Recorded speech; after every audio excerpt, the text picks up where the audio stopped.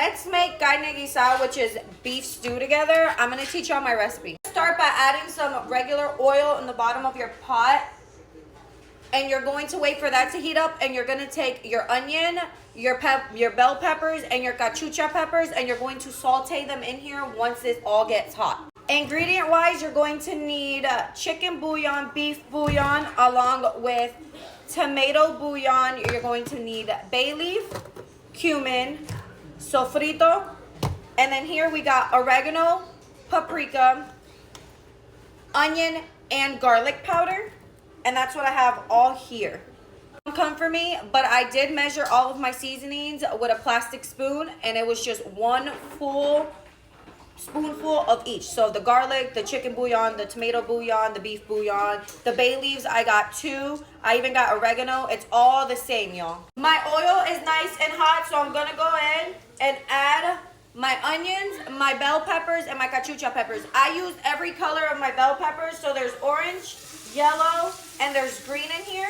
So I'm gonna add all of these. We're gonna cook them until they're transparent, nice and soft. And then I'm gonna also add my bell peppers in with my trio in here. And I'm gonna let all of that cook together.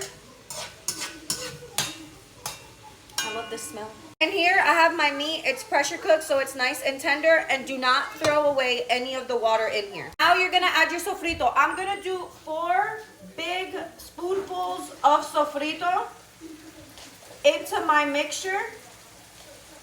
Okay, I added 4.5. Okay.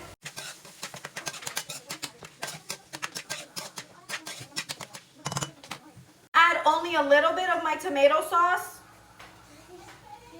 Like that. Now I'm gonna go in with all of my seasonings and all of my bouillons into the pot. And you're gonna give all of that a good mix as well. Remember, I said don't throw away the broth from the meat that you pressure cooked, because that's gonna come in handy. All right, y'all, my camera was not recording. I have no idea what happened, but I just added half of a cup of my beef broth into my pot. You're going to transfer all of your meat into the pot. Do not add any of the water yet. Just transfer the meat alone. That's why my spoon right now has the one with the little holes. You gotta be careful because the meat is so tender, it's literally falling apart when I pick it up to transfer it into my pot. So that's pretty much the only thing that right now I'm struggling with. I don't want it to keep breaking up. You're gonna add your veggies, which is your carrots and your potatoes, into the mixture that you got here. Do not worry, we're going to add water just in a sec. This part I do not measure, y'all. Just add enough of this broth so it could cook your potatoes and your carrots in.